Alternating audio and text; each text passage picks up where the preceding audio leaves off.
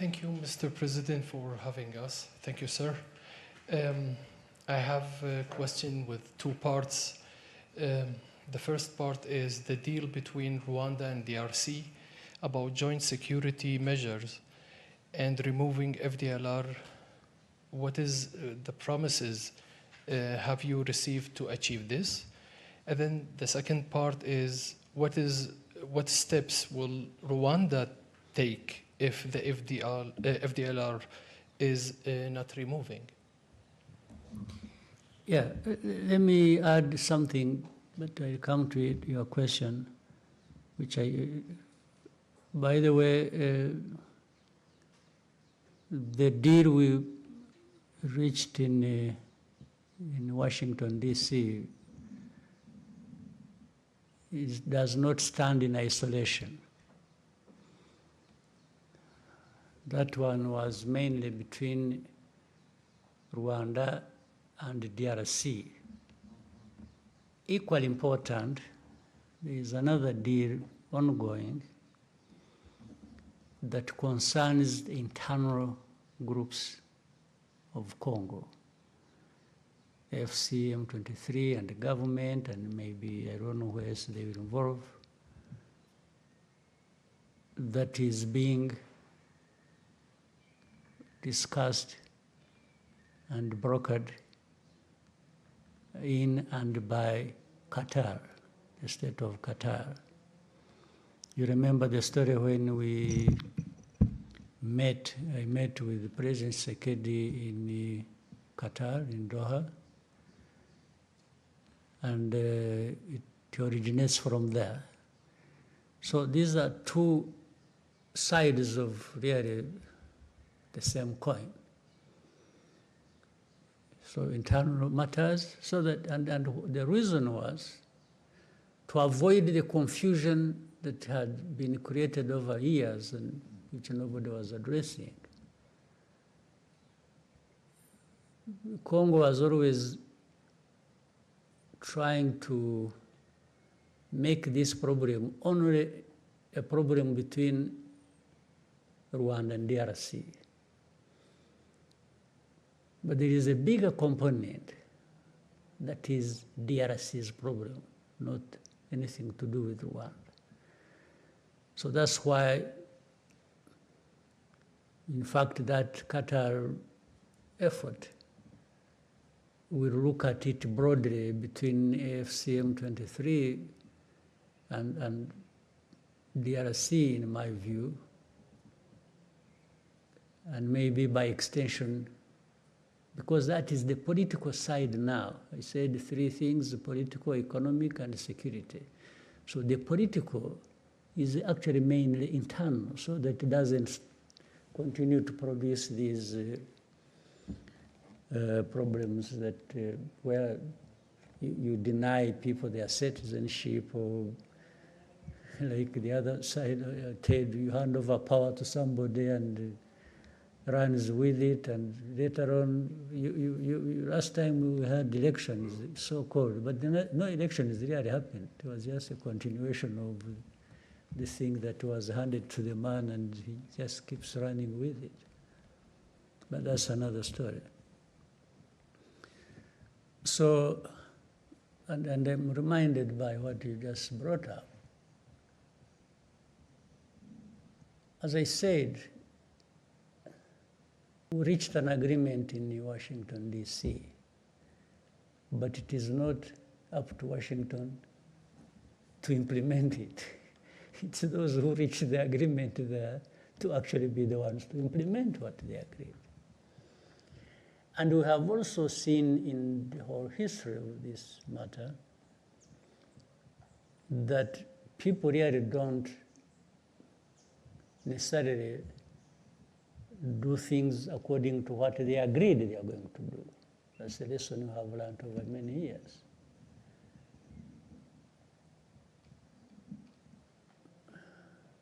So if FDLR is not dealt with, and we have set out the way to deal with it in the agreement, then that means the FDLR continues to be there, and the problem continues to be there. And Rwanda will always do what it has to do when FDLR is along our border. There is no magic wand here to be used by anybody. It's you have just to do what is right to do to deal with the matter. So for us, we have this obligation, and we have laid our case, and out of that, we have agreed to do a number of things to deal with, and do it together with others, and we will do that. You will never find Rwanda at fault with implementing what we have agreed to do. You'll never. But if the side we are working with plays tricks and takes us back to the problem, then we deal with the problem like we have been dealing with it. There are no two ways about it. But we are serious, we are honest, we look forward to implementing what we agreed to do and to eliminate the problem. Thank you. Since Maurice has a microphone, we'll agenda next. Murakoze nyakubahwa Perezida wa Repubulika, nitwa Ufitine Maremi Maurice, ndi umunyamakuru wa RBA. Mu kiganiro n'abanyamakuru cyo kuwa 9 Mutarama, mwaragize muti iki kibazo cyakabaye cyarakemutse kera iyo abantu bakirebera mu mizi yacyo batagiye gucengacengana. Ni ku ruhe rwego mubona aya masezerano ya Washington areba ikibazo agihereye mu mizi, ese muyafitiye ikizere kingana gute? Murakoze. Yabona bisobanuye n'ubwo nabivuze mu Cyongereza mbere. Amasezerano yarahari. Mu masezerano hari ibyo aba yashinzwe bemera gukora buri umwe ku giti cye cyangwa se gukorana hamwe.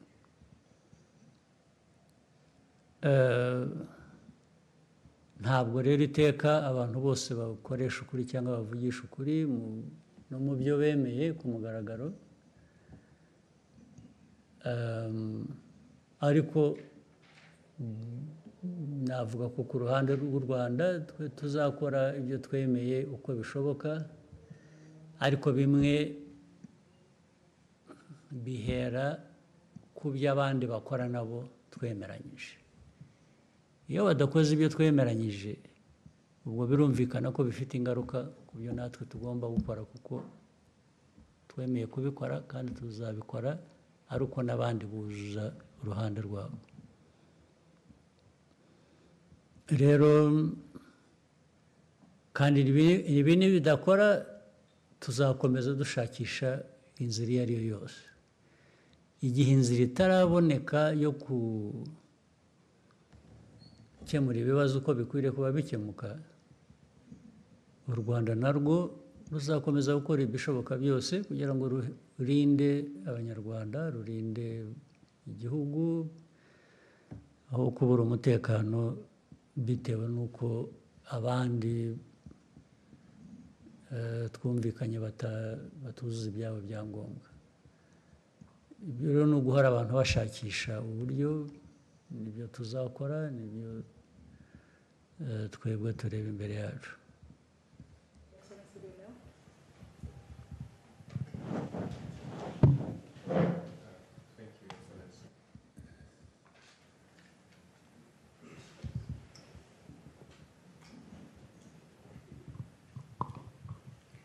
Thank you, Mr. President. My name is Lionel Ditavirie. I work for the Pan-African Review. Since we are on the topic of Congo, in 2012, during Umushikirano, you gave a speech in which you criticized powerful countries, mainly Western powers, for scapegoating Rwanda, imposing sanctions in an attempt to reshape our region to their liking. You even mentioned that they considered us as sheep to be, slaughtered, yes. Wherever. So you used Rwandans to be self-reliant. You used a term which has deeper meaning, I think, kwigira. and to ensure that they will never again be made to carry the blame for crimes committed by others. So my question is, more than a decade later, how close has Rwanda come to achieving the kind of self-reliance you envisioned? Yeah, for Rwanda, I can account for everything you ask me to account for. What I can't account for is what others have been doing, because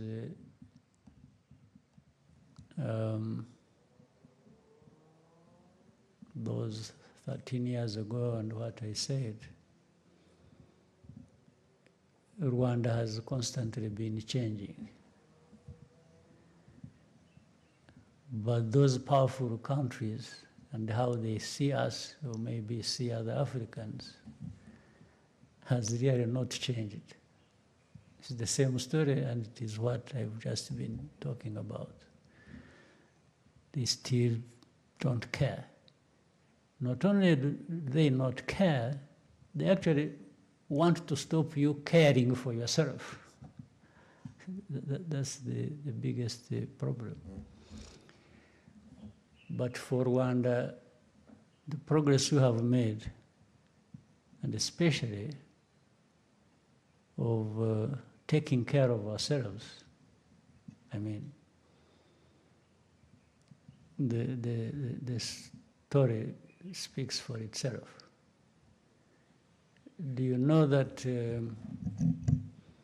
by the way, with Eastern Congo, just before the fall of Goma and Bukavu and other parts, what had been assembled by government and those they called their allies and so on and so forth, assembled in numbers of people, men and women, assembled in weaponry, assembled in terms of mobilizing even support of other countries politically support that, you would not believe it. But what happened, and you know it, and you saw it. It was Rwanda saying it won't happen here again.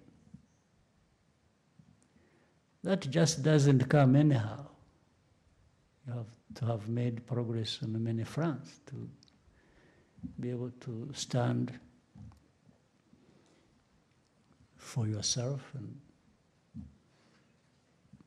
and respond to all the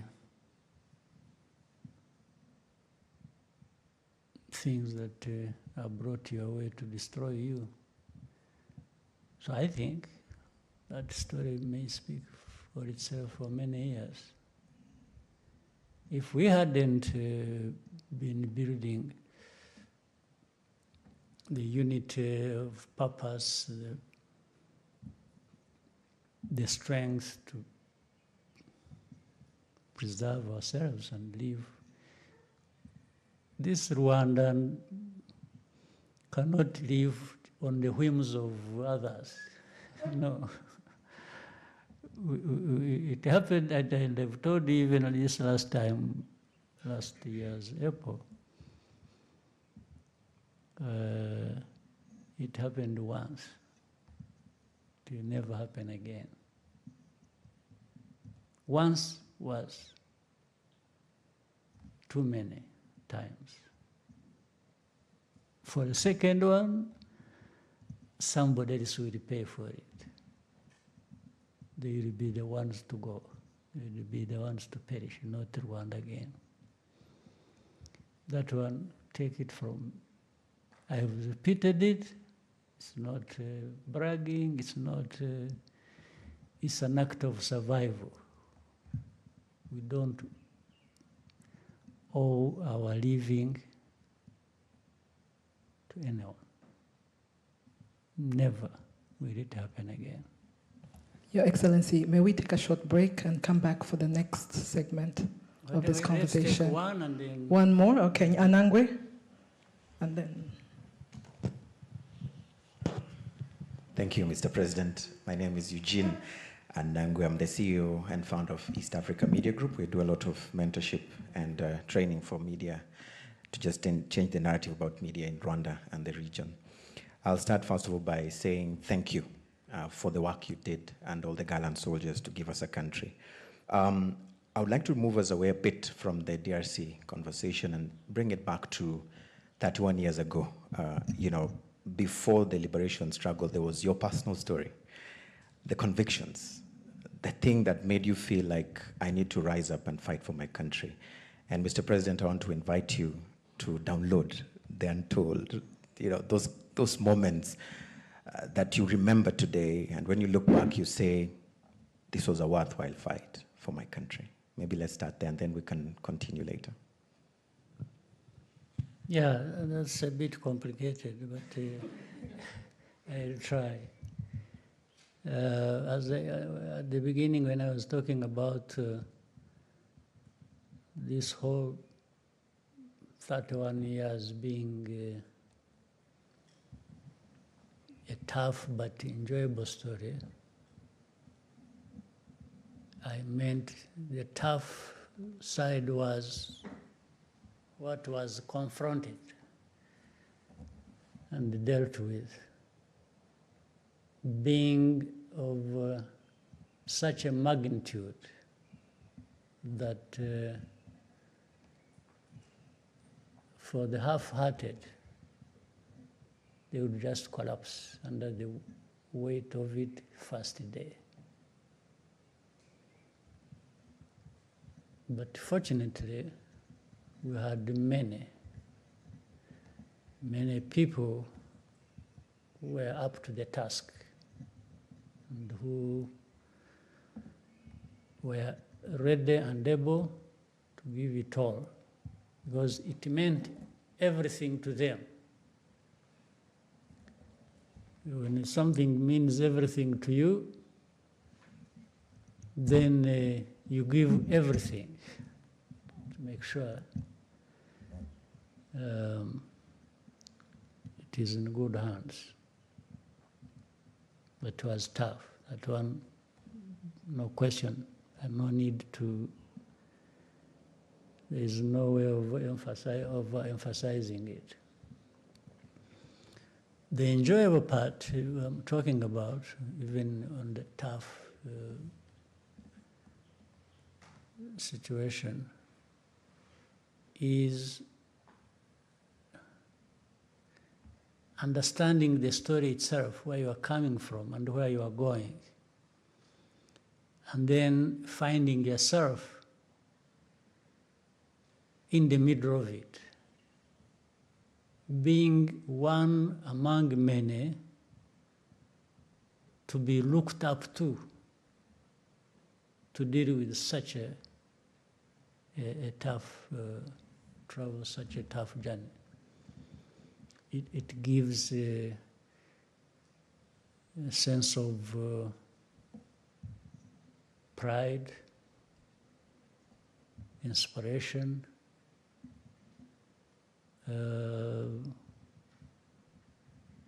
really something that is worth being associated with. And when you are there, but also you approach it with a sense that it doesn't end there. The story doesn't end there. What comes out in the end must reflect that difference between what you really fought against and what you are creating. They have to be different.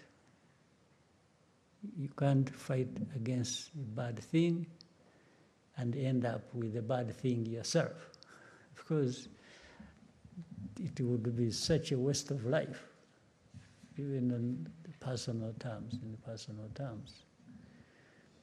So for me,